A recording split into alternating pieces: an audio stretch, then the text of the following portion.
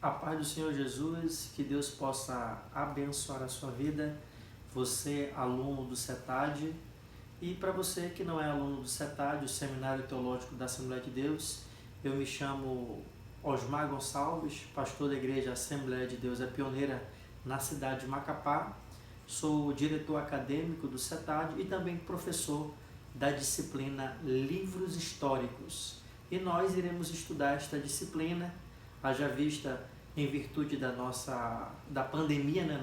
Da pandemia, nós estaremos aqui durante 8 vídeos pontuando os principais assuntos dessa disciplina, a disciplina Livros Históricos. E será um prazer estar com você, estudando, aprendendo junto e contribuindo no seu conhecimento. Haja vista que sempre temos falado no CETAD que cada aluno que vai ali para aprender não é apenas para ter um conhecimento pessoal das Escrituras Sagradas, mas para utilizar isso na sua caminhada de fé e a serviço do Reino de Deus. A nossa disciplina Livros Históricos, ela é também compreendida dentro da história dos hebreus ou história de Israel. Se você perceber, alguns livros que nós iremos indicar, iremos falar daqui a pouco das referências bibliográficas, eles trarão esse título, História dos Hebreus ou História de Israel. E a disciplina Livros Históricos, ela irá trabalhar essa temática, a temática História dos Hebreus, mas com uma ênfase um pouco mais específica, que é justamente os 12 livros que compõem os livros históricos. Os nossos alunos do CETAD já estudaram com o pastor Everton o Pentateuco, estarão estudando comigo os livros históricos, aqui olha, a segunda parte dessa nossa teologia veterotestamentária. Depois estarão estudando com a pastora Leiliane Bruce os livros poéticos, que são 5, e depois novamente comigo os livros proféticos. Então estaremos durante essas 8 aulas estudando 12 livros, isso mesmo, os 12 livros históricos. E como será o nosso plano de aula? O plano de aula do vídeo, você vai acompanhar nos nossos 8 vídeos, nós temos aqui as datas dos vídeos que são publicados, os livros respectivamente que nós estaremos estudando e o conteúdo. Hoje nós estaremos fazendo uma parte introdutória sobre os livros históricos, falando um pouco da historicidade da terra de Canaã, como também na pessoa de Josué, que foi o grande líder, o grande libertador, e é o primeiro livro que compõe os livros históricos. E assim nós iremos seguir cada dia dos nossos vídeos, na nossa publicação, no nosso canal no YouTube, compartilhando com você esse conhecimento maravilhoso, que é o conhecimento das Escrituras Sagradas. Como nós iremos avaliá-lo na nossa metodologia? Lá no grupo do WhatsApp, estarei já passando para vocês uma atividade que será um seminário que valerá 4 pontos. Quando retornarmos às aulas, será a apresentação desse seminário. E uma avaliação escrita que nós chamamos aqui de prova, valendo 6 pontos. E sem perder tempo, né? Vamos lá então, já que esses assuntos aí do plano de aula nós iremos tratar de forma mais peculiar dentro do grupo do WhatsApp dos alunos ali do CETAD. Vamos então para o conteúdo propriamente dito. Os livros históricos, como nós falamos agora há pouco, eles são uma coleção de 12 livros, isso mesmo, que nós começamos ali com o primeiro dessa coleção de livros, que é o livro de Josué, e que vai até o livro de Esther. Eles cobrem um período de 1000 anos, é um lapso temporal de 1000 anos, que vai do século XIV a.C. até o século V. Então, nós teremos uma grande tarefa, né, amigos?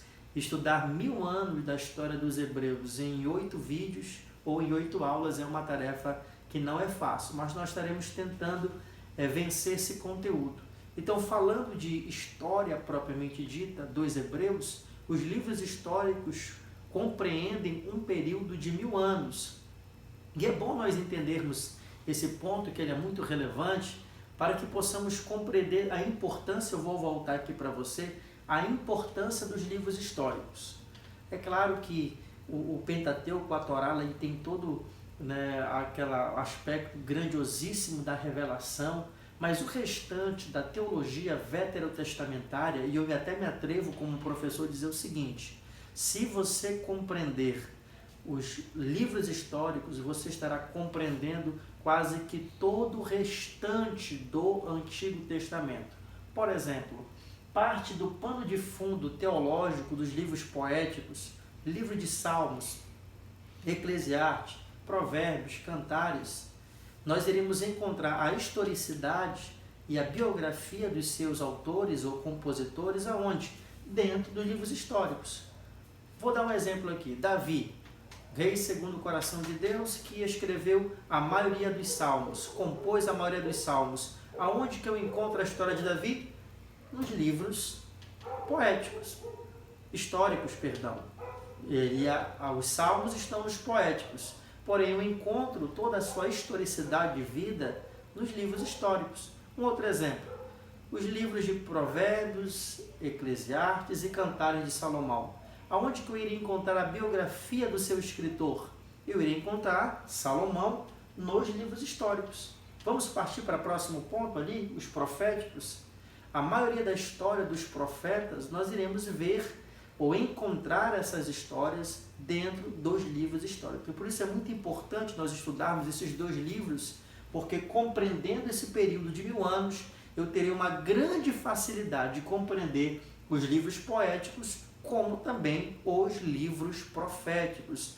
Então essa aula ou essas aulas serão aí de grande valia para a sua compreensão da teologia veterotestamentária.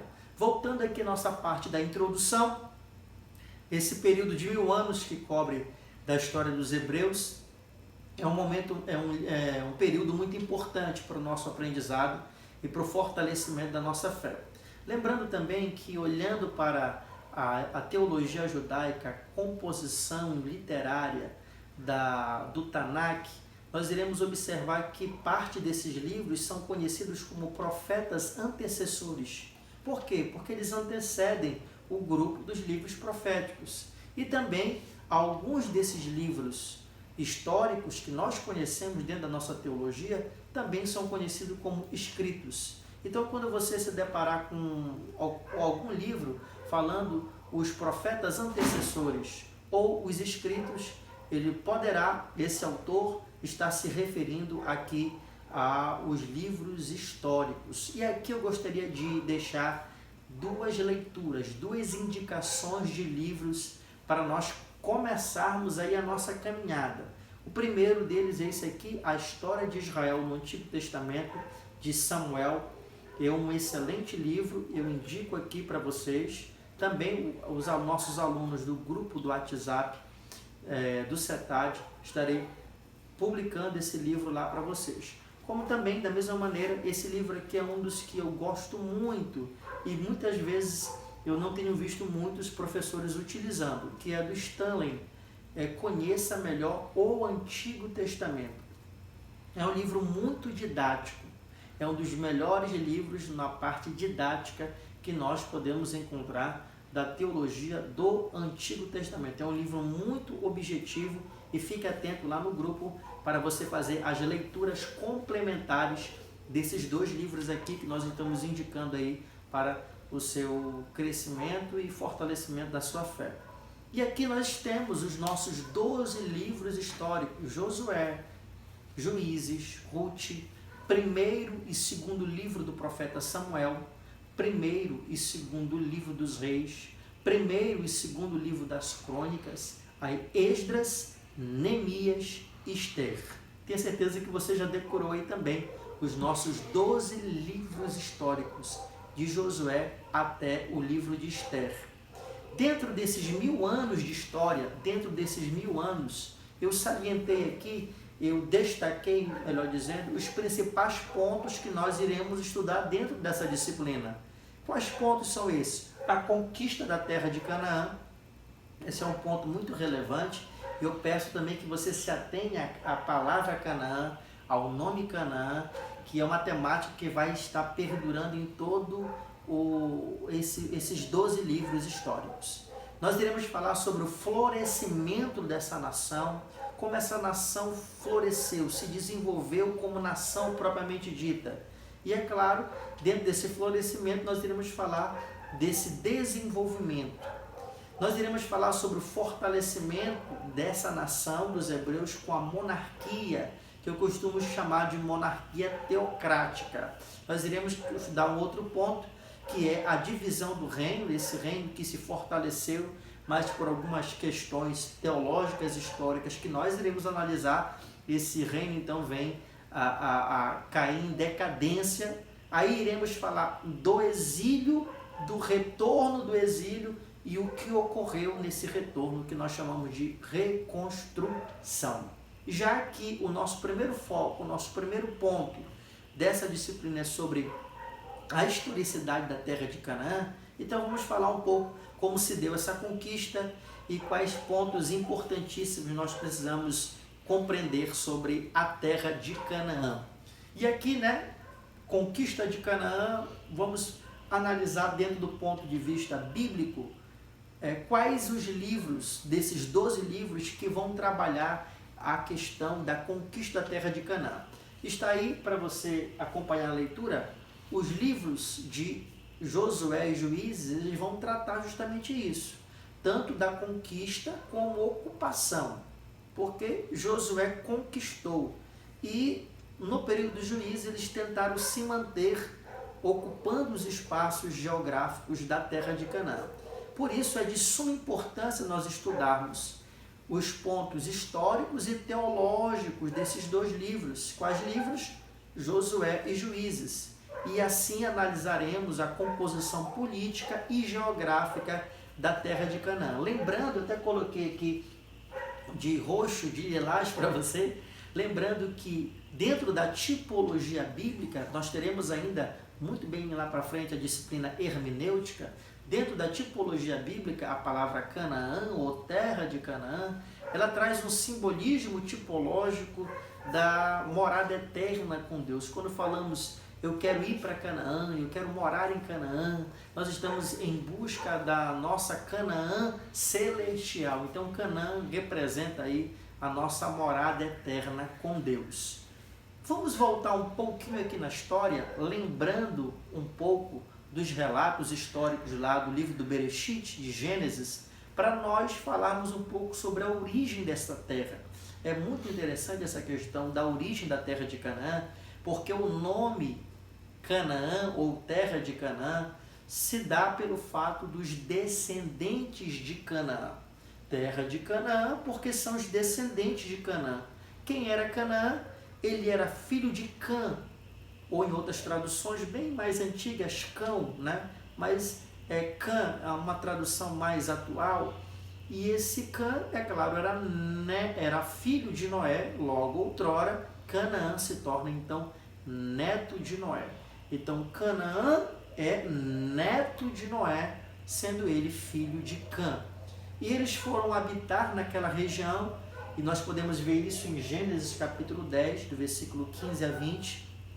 E mais tarde, a terra de Canaã, ela ficou conhecida como Palestina. E aí deriva da palavra Filístia, terra dos filisteus. Esse termo, originalmente, ele passou a ser utilizado pelos romanos.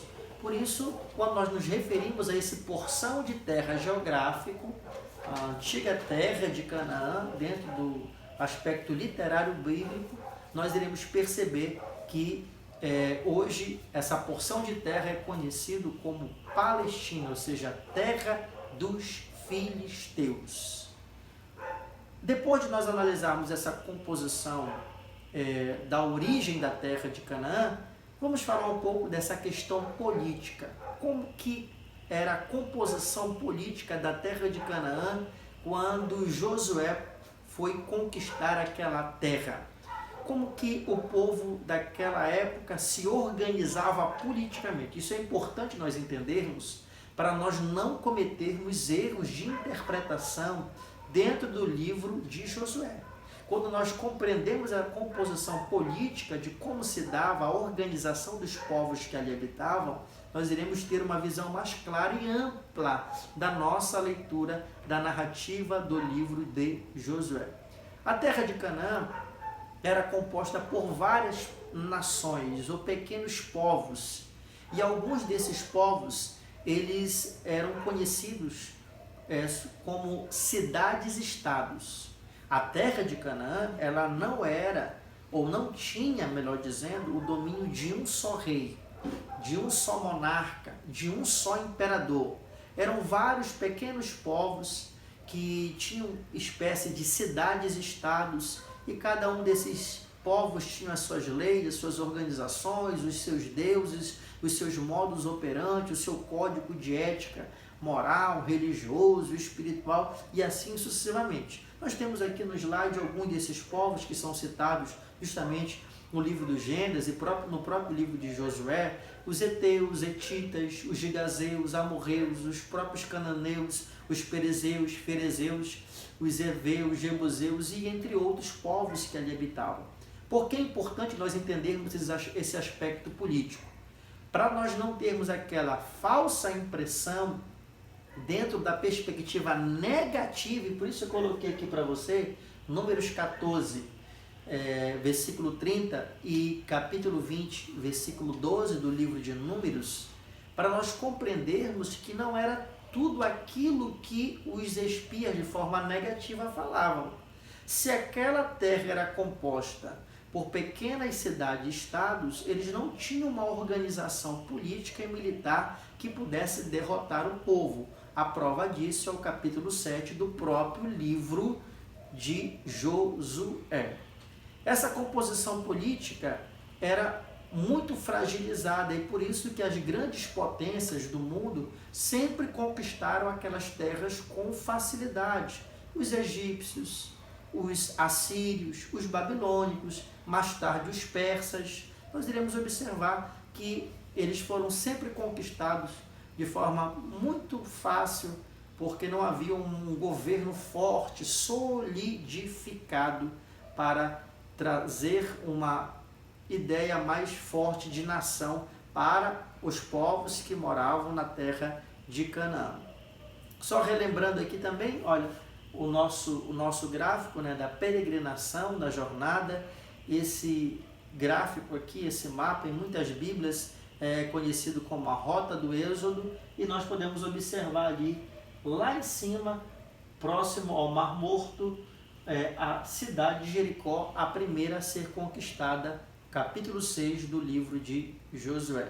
Já que falamos dessa composição, irmãos, política, é necessário também nós falarmos desses aspectos geográficos, que eles são muito relevantes para a nossa compreensão das Escrituras Sagradas.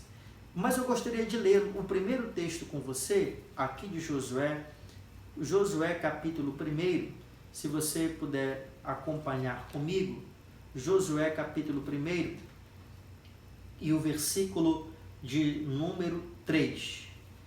Todo lugar que pisar a planta do vosso pé, vô-lo tenho dado, como eu disse a Moisés.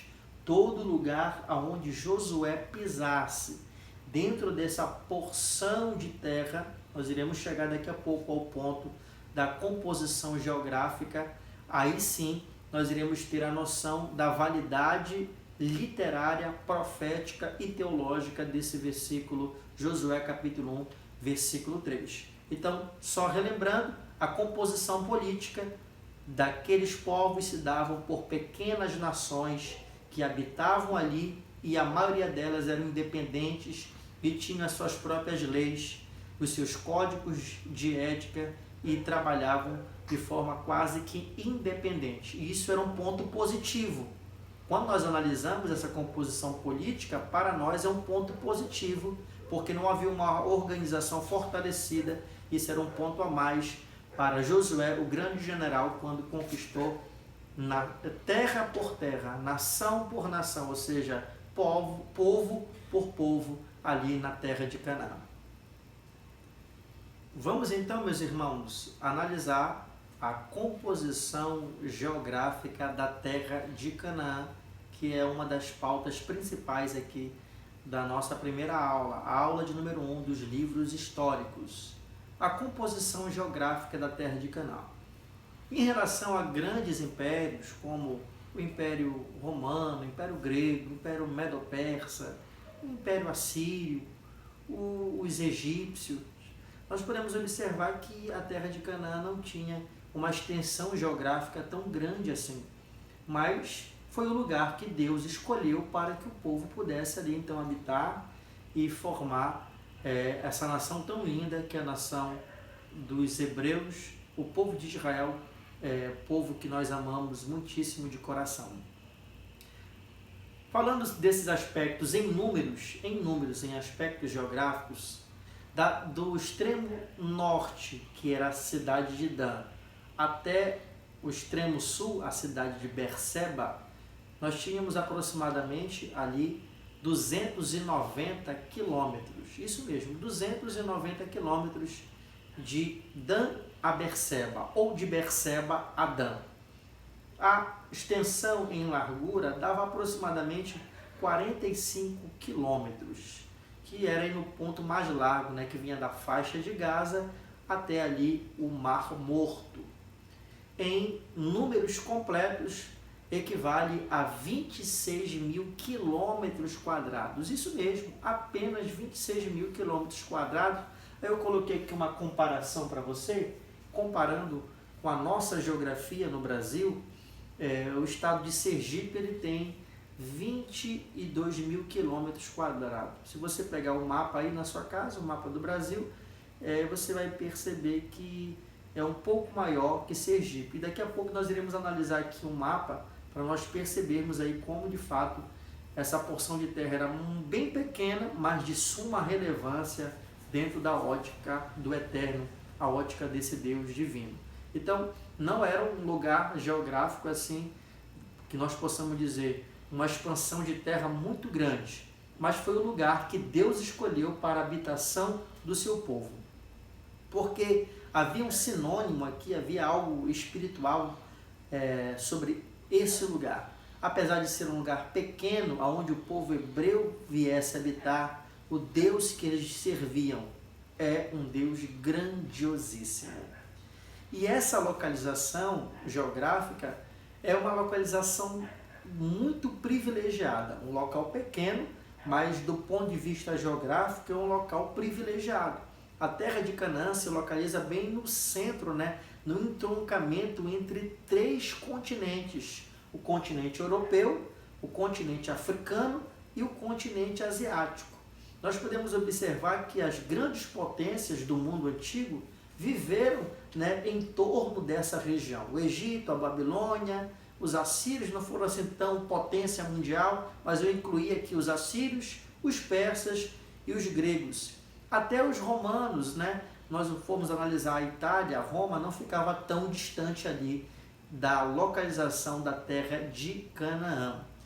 E essa localização geográfica tem um aspecto espiritual muito relevante. Quando Deus falou com Abraão, no livro de Bereshit, Gênesis capítulo 12, em ti serão benditas todas as famílias da terra, para que daquele porção de terra todo mundo, todo o planeta Terra viesse conhecer esse Deus maravilhoso. E para que você tenha uma noção mais ampla dessa localização geográfica da terra de Canaã, esse mapa aqui, quem sabe você tem aí na sua casa, é o mapa mundi, né? Aqui a nossa pátria amada Brasil, e aqui as Américas, a África. Eu vou tentar localizar aqui para você, bem aqui, olha, a terra de Canaã, bem essa porção de terra aqui, como nós falamos agora há pouco, apenas 26 mil quilômetros quadrados, é bem aqui, ó, como nós falamos no slide passado, entre a África, a Europa e a Ásia. Bem aqui, olha, essa pequena porção de terra, aqui nós temos o mar Mediterrâneo,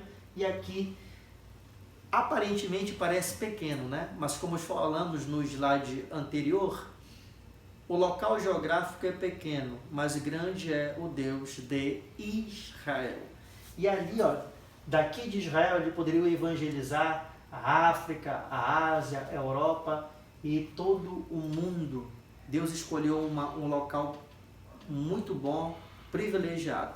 E esse ponto que nós iremos abordar aqui agora sobre a escolha dessa terra.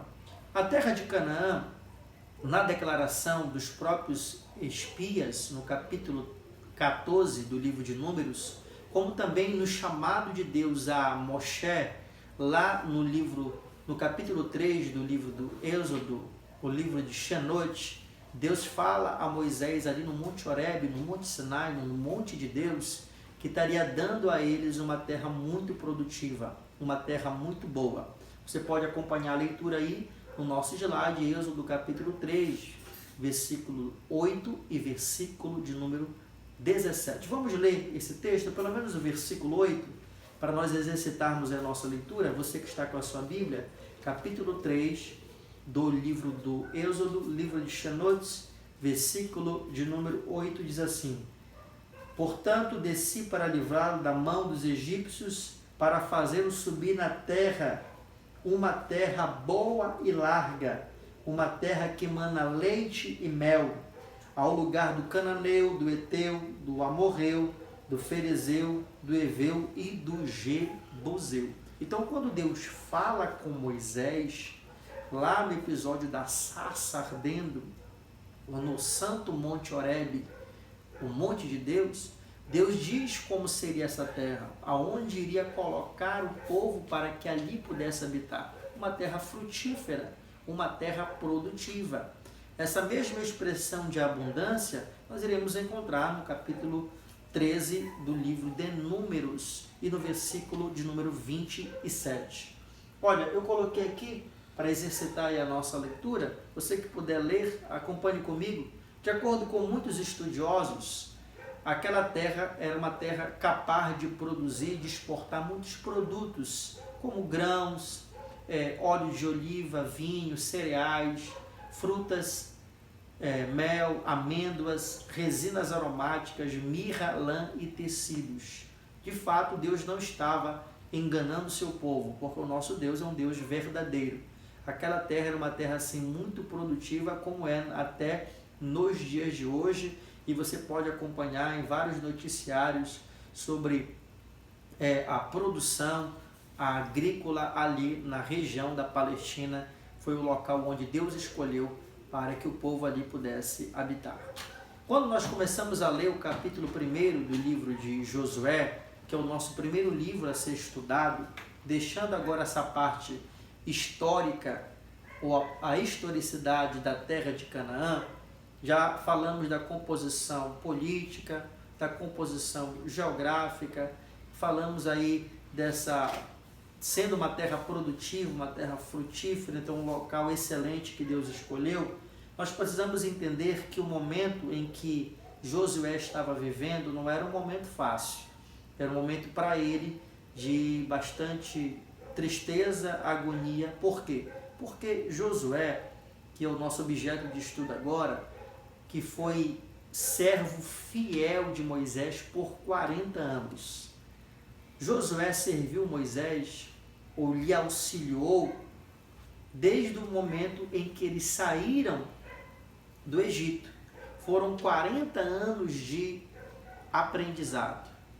E Moisés se tornou para ele, além de seu líder, um amigo pessoal, alguém que para ele era uma fonte de inspiração. Quando nós analisamos o capítulo 1, nós temos que lê-lo com essa ótica, que Josué perdeu, ou seja, Moisés havia morrido, o seu líder, um homem mais espiritual que ele conheceu, um homem que teve experiências grandiosíssimas com Deus. Isso é inegável quando nós lemos o Pentateuco, a Torá. Ele estava perdendo o seu companheiro, o seu conselheiro. Poderíamos colocar aqui vários adjetivos que representava para Josué Moisés. E é dentro desse prisma que nós queremos ler aqui com você o capítulo 1. Diz assim: E sucedeu, pois, depois da morte de Moisés, servo do Senhor, que o Senhor falou com Josué, filho de Nun, servo de Moisés, dizendo: Moisés, meu servo, está morto, levanta-te, pois agora passa esse Jordão, até que todo o povo e a terra que eu lhe dou aos filhos de Israel. Deus então motiva Josué, Deus fala com Josué, Deus relembra a missão que o seu líder havia lhe passado. Ele era muito consciente, ele estava por dentro de toda essa missão que Deus havia lhe dado, e ele precisava dessa motivação de Deus, Deus falando com ele pessoalmente, para que ele pudesse então dar prosseguimento no projeto divino, que era introduzir o povo na terra de Canaã. Daqui a pouco nós iremos fazer, nos próximos slides, uma comparação da liderança de Moisés com a liderança de Josué. A missão que Moisés recebeu e a missão que Josué recebeu. Ainda seguindo aqui, eles caminhavam como um líder, ele caminhava nessa jornada de se tornar um grande líder. Ele foi preparado por 40 anos para se tornar aquele que iria conduzir o povo para as terras que Deus estava lhe dando. Por isso, o Senhor escolheu Josué, porque ele era um homem fiel a Deus, porque ele foi fiel a Moisés. A identificação de como Deus fala com Josué é muito interessante. Deus poderia dizer para ele, como nós já lemos, Josué, meu servo. Mas não, Deus fala, Josué, servo de Moisés, identificando a origem da escola, do saber, do aprendizado que esse grande líder Josué veio e as bases no qual ele teve. O nome Josué, ele tem uma similaridade com o nome já no Novo Testamento, né? Jesus. Então, uma das traduções do nome Josué é Jeová é a salvação, ou Javé é a salvação. É o significado do seu nome. Eu trouxe aí uma imagem que muitos professores da IBD já estão acostumados a trabalhar aí com as crianças, e vamos falar um pouco de um ponto muito importante, que é justamente o peso, né? O peso dessa sucessão. Josué sente o peso dessa responsabilidade em conduzir o povo à terra de Canaã, em conquistar aquela terra. Não era somente introduzir o povo, mas conquistar. Josué, ele é denominado, ou seja, descrito no livro de Números, no capítulo 13, como Oséias. Ele é um dos 12 espias que vão até a terra de Canaã, passam ali 40 dias observando, literalmente espiando, analisando os pontos fortes e fracos das nações ou pequenos povos que moravam ali. E no capítulo 14, ele é identificado de forma profética por Moshe como Josué, ou seja, o Senhor é a salvação.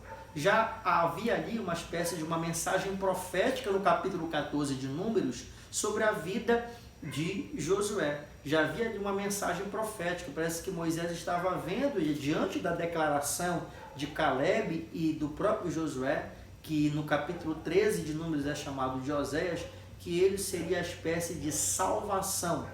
Dentro da tipologia bíblica também, não é espiritualizar, irmãos, a história, mas é analisar a história com olhares espirituais. Josué é o personagem, aquele indivíduo que conduziu o povo até a terra de Canaã, que fez entrar na terra de Canaã. Assim como o nosso Salvador Jesus, ele nos dá acesso à nossa Canaã celestial. E quando falamos sobre o peso dessa sucessão, é justamente analisando, irmãos, que não foi fácil para ele substituir o maior líder, o maior legislador de todos os tempos. Moisés foi o homem que foi escolhido por Deus. Sobre a liderança de Moisés houve as 10 pragas. Eles peregrinaram no deserto. Moisés recebeu as 613 mitzvot, as leis, os mandamentos, os preceitos. Então, substituir alguém assim não era uma tarefa fácil naqueles dias. E por isso, Josué acaba encarando essa missão como algo que vinha de Deus. E aqui, esse próximo slide é algo mais devocional que propriamente teológico, é uma análise um pouco mais devocional que propriamente teológico, nas palavras que Deus fala a Josué. Porque o nosso Deus, irmãos, ele é especialista em nos confortar, em falar conosco, em trazer nós para perto dele e nos mostrar o plano da redenção em nossos corações. Então Deus diz algumas coisas muito importantes a Josué, que é para ele se tornar um homem forte, ou seja, tenha força, que ele fosse corajoso. Interessante que força e coragem são coisas que já faziam parte da vida de Josué. Josué não é um homem medroso e nem um homem fraco nesse sentido. A gente pode acompanhar lá no livro do Êxodo, livro de Shemot, capítulo de número 16, Josué travando a batalha ali contra os inimigos do povo de Deus. Então Deus primeiro está lembrando a ele que ele devia ser ou continuar sendo um homem de força e um homem de coragem. E aqui os aspectos relacionados à lei, obedecer à lei, não se desviar da lei, meditar na lei e cumprir a lei. Então todo o segredo para a vida de Josué estava em cumprir a lei do Senhor, assim como nós, irmãos, fazendo aqui abrindo um parêntese, olhando mais para uma ótica devocional, assim somos nós. Se nós cumprirmos a palavra, viver na palavra, viver em Cristo, viver os preceitos do Eterno, nós iremos desfrutar do melhor de Deus nessa terra. Amém? Então, nós vamos analisar aqui um próximo ponto, que ele é muito importante para entendermos esse trabalhar de Deus na vida de Moisés e na vida de Josué. É o slide aqui comparando, um pouco a vida de Moisés e um pouco da vida de Josué em relação à missão, não a parte espiritual. É claro, se formos colocar em uma balança espiritual, Moisés está em um nível espiritual muito mais elevado que Josué. Mas comparando a missão que cada um recebeu de Deus. Moisés, ele passa com o povo pelo Mar Vermelho, Josué pelo Rio Jordão. Deus fala com Moisés no Monte Horebe, lá no capítulo 5, acontece uma teofania, o próprio Deus ali falando com Josué. Moisés recebe as mitzvot, as 613 leis, os preceitos. O que é que Josué tem que fazer? Preservar. Moisés, os apóstolos, receberam a palavra de Deus. Nós não iremos receber mais nada da palavra. A palavra já está revelada. O cânon já foi fechado. A Bíblia é um livro inspirado por Deus. Nós, como Josué, devemos fazer o quê? Preservar a palavra. Então, comparando aqui, só repetindo, Moisés passa o Mar Vermelho, Josué o Rio Jordão. Deus fala com Moisés ali no Monte Horebe, no Monte de Deus. Deus se revela em uma teofania a Josué. Moisés recebe a palavra e Josué tem que preservar a palavra. Eu gostaria de analisar com você, meu querido amado irmão, aqui um texto sagrado que é justamente desse segundo episódio do capítulo 5 de Josué, o texto que está sobre a nossa tela, versículo 13 a 15. Pegue a sua Bíblia aí e vamos meditar então em Josué capítulo 5, versículo 13 ao versículo de número 15. Pegue a sua Bíblia e vamos ler então esse texto sagrado. Eu espero que você tenha achado aí o texto que nós já pedimos para que você pudesse então procurar. Josué capítulo 5, versículo 13 a 15 diz assim: E sucedeu que, estando Josué ao pé de Jericó, levantou os olhos e olhou, e eis que se pôs diante de um homem que tinha na mão uma espada nua. Até aqui, por enquanto, versículo 13. Josué olhou, viu que havia um homem e ele tinha uma espada sobre as suas mãos. Ou seja, uma espada nua. Era uma espécie de espada que não tinha lado para cortar. E chegou Josué a ele e disse: és tu um dos nossos ou nosso inimigo? Josué era um homem muito sincero.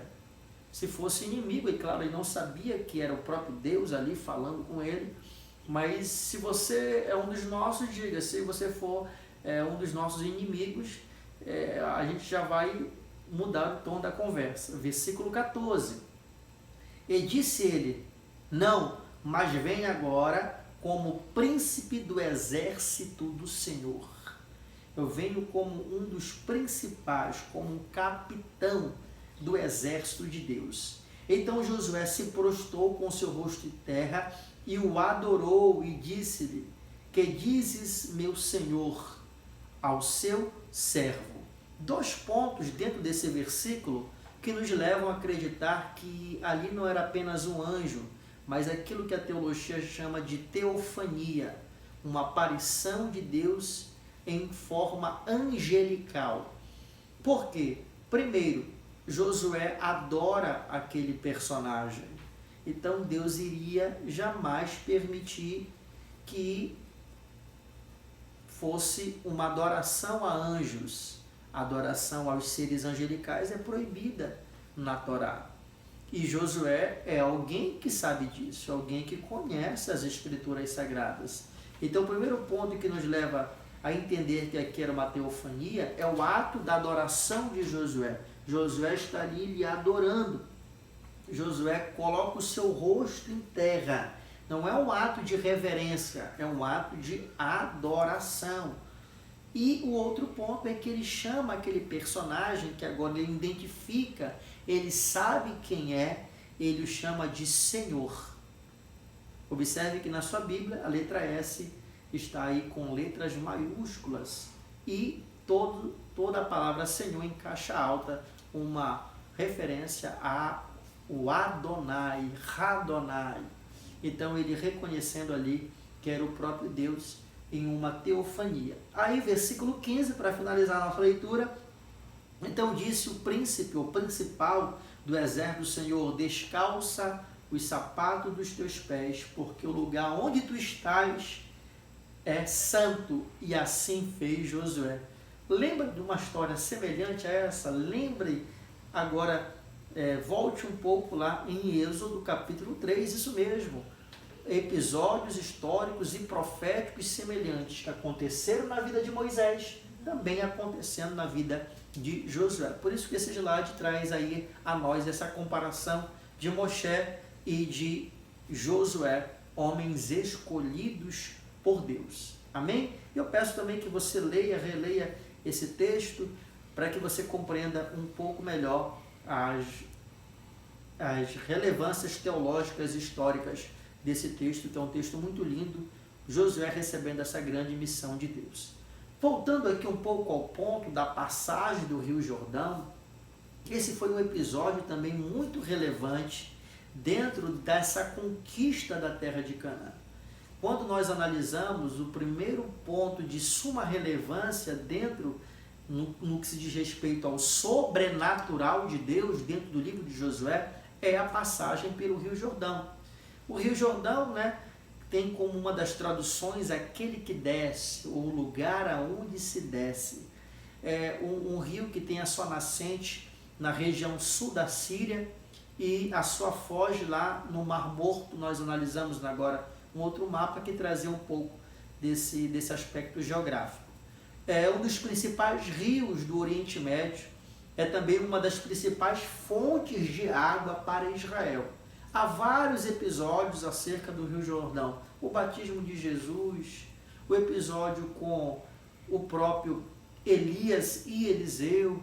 Então é um rio de suma importância dentro do aspecto profético, o aspecto histórico, mas também o aspecto da vida, fonte de nutrição e de vida para o povo de Deus. Então eles atravessam ali o Rio Jordão para conquistar aquela terra. Onde é que nós encontramos isso nesse livro? No capítulo de número 3, a passagem do Rio Jordão. E essa passagem do Rio Jordão, ela tem pelo menos 3 objetivos que eu gostaria de destacar com você. Isso mesmo, Lembra que nós falamos no começo dessa aula que nós teremos uma pequena avaliação e esse aqui é um dos pontos que você deve observar. Qual o propósito da passagem do Rio Jordão? Era apenas um deslocamento geográfico? Era apenas um empecilho, uma barreira geográfica que precisava ser transposta, que precisava ser vencida pelo povo? Não. Há um aspecto muito importante, ou pelo menos três, que eu gostaria de salientar com vocês, olhando para o capítulo 3, o próprio capítulo 2, capítulo 4, o livro como um todo, que foi muito importante essa passagem pelo Rio Jordão de forma sobrenatural, como aconteceu no episódio do Mar Vermelho. O primeiro ponto que eu gostaria de destacar para vocês é que, através dessa passagem do Rio Jordão, Deus está solidificando a liderança de Josué. Josué passa a ter uma liderança mais sólida, uma liderança mais solidificada. O povo passa a ver Josué não somente como um guerreiro, como um general, porque não havia dúvidas para os hebreus que Josué era uma pessoa capacitada nos aspectos militares, não havia nenhuma. Nós podemos citar novamente aqui Êxodo, capítulo de número 16, nós iremos ter ali o episódio 16, 17, e em várias batalhas que o povo traçou nessa peregrinação no deserto do Sinai, nós podemos ver Josué liderando essas batalhas. Então nós não temos dúvida nenhuma, quando nós analisamos o livro do Êxodo e o livro de Números, que Josué tinha capacidades militares, mas necessitava também o povo olhar para ele como olhava para Moisés, sendo um homem espiritual. Aqui eu vou dar um pausa aqui, nesse aspecto do próprio texto, no nosso entendimento histórico sobre o Josué, e falar um pouco com você. Não adianta você ser um cara bacana, não adianta você ser um cara bem dado, não adianta você ser aquele irmão legal. Você também tem que ser uma pessoa espiritual. As pessoas têm que olhar para nós, você pastor, evangelista, missionário, líder de célula, você que trabalha na obra do Senhor, ou você que não tem nenhum tipo de liderança, as pessoas têm que nos ver não apenas como pessoas legais, mas também têm que nos ver como pessoas espirituais. Então o episódio da passagem pelo Rio Jordão, o povo passando a pés enxutos, o povo viu que Josué não tinha apenas habilidades militares, mas tinha também habilidades espirituais para conduzir o povo. Então, por isso que o primeiro ponto era solidificar Josué diante do povo. O povo entender que ele era uma pessoa espiritual. O segundo ponto era fortalecer a fé dos hebreus. Esse é um ponto de suma relevância porque aquela geração que desobedeceu ao Senhor, murmurando, capítulo 14 de Números, capítulo 20 de Números, eles morreram no deserto. No próprio capítulo 14, no livro de Números, Deus decreta que os seus cadáveres iriam ficar naquele deserto. Uma outra geração se levanta e aquela geração era uma geração que não tinha vivenciado o milagre do o milagre do Mar Vermelho. A passagem do Mar Vermelho não havia sido vivenciada por aquela geração. Então aquela geração precisava de experiências próprias com Deus. E essas experiências precisavam ser contadas por aquele povo que estava agora conquistando naquela terra. É muito bom nós ouvirmos relatos de bênçãos, de milagres, de livramentos, de curas, de provisões de Deus na vida dos nossos irmãos, mas é muito melhor quando nós temos a nossa experiência com o nosso Deus Todo-Poderoso. Então o segundo objetivo era fortalecer a fé dos hebreus, entrarem motivados para conquistar aquela terra. E terceiro e último ponto, através desse episódio, desse milagre, era espalhar pavor e medo nos inimigos. Esse terceiro ponto nós iremos aqui falar daqui a pouco com mais precisão, quando nós falarmos sobre a vida de Raabe aqui no próximo slide. Mas vamos deixar esse terceiro ponto para daqui a pouco, nós temos uma noção um pouco maior sobre a importância do povo de Canaã, os povos que ali habitavam, terem medo dos hebreus que estavam para conquistá-los. E aqui eu deixo uma leitura para você. Eu gostaria de deixar uma leitura sobre a conquista de Hebrom por Caleb. Josué capítulo 14, versículo 9 ao versículo 14. Eu peço você, aluno, e você que não é aluno do CETAD, que você leia essa narrativa bíblica, que ela é muito importante. Por quê? Porque Caleb é o homem que no capítulo 14 de Números declara: subamos animosamente e conquistemos esta terra no qual o Senhor nos deu por herança. E a conquista de Hebrom ela é importantíssima por alguns aspectos. Aspecto geográfico histórico, porque quando algum inimigo viesse pela região sul de Israel, havia alguém destemido que ali habitava, na região de Hebrom, na região sul de Israel, era Caleb. E quando nós analisamos os aspectos do reinado de Davi, o homem segundo o coração de Deus, iremos perceber que ele começa sendo rei aonde? Lá em Hebrom. Ele começa sendo rei em Hebrom. Então, por isso é muito importante nós entendermos aqui voltado ao aspecto profético dentro dessa narrativa histórica. Ok, meus queridos amados irmãos? Vamos então falar desse terceiro ponto, espalhar medo e pavor no coração dos inimigos. E nós iremos tomar como exemplo a declaração de Raabe, que Raabe é a única mulher que é salva da cidade de Jericó, que foi a primeira grande conquista dos hebreus com Josué na terra de Canaã. O tema da nossa aula de hoje é conquista de Canaã na pessoa de Josué. E quando nós analisamos a declaração de Raabe, pegue a sua Bíblia mais uma vez, capítulo de número 2 de Josué, Josué capítulo 2, e os versículos de número 8 ao versículo 11. Os versículos estão ali descritos. Diz assim: antes que eles dormissem, ela subiu a eles sobre o telhado. Raabe é a mulher que esconde os dois espias que foram pesquisar como era a cidade de Jericó antes deles conquistarem aquele lugar. E disse aos homens: bem sei que o Senhor vos tem dado esta terra. Olha a declaração de Raabe: Deus deu a vocês esta terra. Eu sei, eu tenho certeza, eu tenho noção, eu estou compreendendo, eu estou visualizando, eu sei, é uma afirmativa que o Senhor deu a vocês essa terra.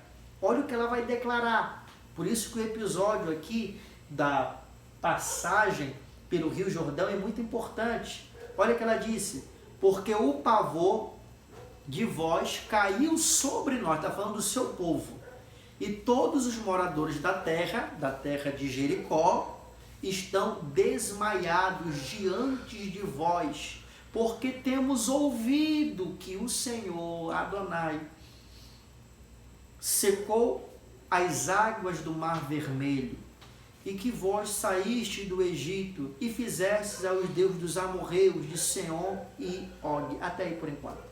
O que é que Raabe está declarando, irmãos? Episódios que aconteceram há 40 anos atrás. Nós sabemos que a perspectiva de vida, principalmente para a prática de vida em que Raabe era uma ex-prostituta, ou prostituta até aquele momento, então a expectativa de vida na cidade de Jericó para as mulheres era em torno de 45 anos de idade. Sabendo que depois Raabe se casou com Boaz, que é o tema da nossa próxima aula, nós iremos perceber que aquela mulher tinha em torno de 20 ou no máximo 25 anos. Então essa moça ouve falar da história dos hebreus. Que história que Raabe está contando? Êxodo capítulo 14 e Êxodo capítulo 15. Ela está contando que o povo passou pelo Mar Vermelho e desde aquela época o coração dos seus moradores já estavam desanimados. Por isso que a passagem aqui pelo Rio Jordão era para causar pavor e medo nos seus inimigos. Imagine, irmãos, você está sabendo que uma determinada nação era o que pensava os povos de Canaã. Vem para a conquista. Não, mas tem que passar aqui por tal lugar, não tem como. De repente, aquele rio se abre, aquele mar se abre. Então houve um desânimo total dos moradores de Canaã e por isso Deus deu vitória ao seu povo. São os trabalhar, os agir de Deus, Deus agindo para dar vitória ao seu povo. E finalizando aqui, irmãos, vamos analisar aqui um pouco desse aspecto geográfico. Eu espero que a imagem esteja bem aí para você, os aspectos geográficos aqui da composição da terra de Canaã. Aqui o Rio Jordão, né? Deixa eu pegar aqui a canetinha. Aqui o Mar Morto, o Mar Salgado, o Rio Jordão, a parte onde o povo então atravessou para conquistar a cidade de Jericó. E aqui como as nações, ou povos, melhor dizendo, as tribos de Israel, a tribo dos hebreus, se localizaram. Judá, Dan, Efraim, Manassés, Gade, Ruben, e como eles se localizaram. E por isso nós terminamos aqui essa nossa primeira aula, que foi apenas os tópicos abordados. Infelizmente nós não podemos estar presencialmente estudando junto a palavra do Senhor. Existe muita coisa dentro desses pontos a serem estudados, analisados, mas eu espero que após essa quarentena nós possamos pontuar aos pontos mais relevantes desse estudo. Mas nós vamos ficando por aqui, mas aqui eu gostaria apenas de falar em 2 minutos, sobre a atividade. Isso mesmo, atividade que cada aluno vai ter que desenvolver. Pegando aqui a parte da conquista da terra de Canaã e como as tribos se localizaram ou tiveram a sua porção de terra, cada uma das tribos, o trabalho é um trabalho muito simples. Nós iremos formar duplas ou trios, aonde cada uma dessas duplas ou trios eu irei sortear o nome de uma tribo. E você vai pegar o nome dessa tribo e o que você vai fazer? Você vai ter 20 minutos para a sua apresentação, da dupla ou trio. Nesses 20 minutos, eu quero que você me diga a etimologia do que significa. Vamos supor que você pegue aqui a tribo de Judá. Peguei a tribo de Judá, professor Osmar. Então, você vai começar o seu trabalho dizendo assim: a palavra Judá significa... ponto. Você vai me identificar quem é a mãe de Judá. Quem é a sua mãe? Segundo, você vai falar dessa localização aqui. A localização geográfica. A terra ou a tribo de Judá ficou na parte sul. Eu não vou falar aqui, senão quem for pegar a tribo de Judá e vai anotar. Depois você vai trazer para mim, em 4º ponto, os principais personagens desta tribo. Você vai dar uma vasculhada na Bíblia Sagrada e ver que tribo pertencia aquele personagem. Não, esse personagem aqui é da tribo de Judá. Por exemplo, Davi, da tribo de Judá. Então, estou pegando a tribo de Judá como exemplo. E por último, você vai fazer uma análise do significado profético da bênção que está no capítulo 49 de Gênesis. E nós iremos trazer mais detalhes aí sobre essa atividade lá no nosso grupo do WhatsApp da disciplina Livros Históricos. Você vai me entregar apenas 2 laudas, apenas 2 folhas. Praticamente uma dessas laudas será aqui esses 4 pontos. E o 5º e último você vai ali dissertar para mim o que você está identificando como ponto profético da bênção que Jacó deu aos seus filhos e netos. O objetivo desse trabalho, irmão, é muito simples. Quando nós analisarmos essas bênçãos, nós perceberemos que o DNA espiritual do povo de Deus tem muito a ver, não vou dizer tudo, mas muito a ver com a bênção proferida pelo patriarca profeta Jacó, que profetizou aos seus filhos e aos seus 12 netos. Sábado que vem, nós nos vemos novamente aqui no nosso 2º vídeo da aula de número 2, falando sobre o período dos juízes e também sobre o livro histórico de Ruth. Que Deus abençoe a sua vida. Um abraço, um beijo aí do seu amigo Pastor Osmar. Espero que nesse breve vídeo você tenha compreendido um pouco melhor sobre a historicidade da terra de Canaã, como também a vida de Josué. Um abraço a todos Que Deus em Cristo vos abençoe.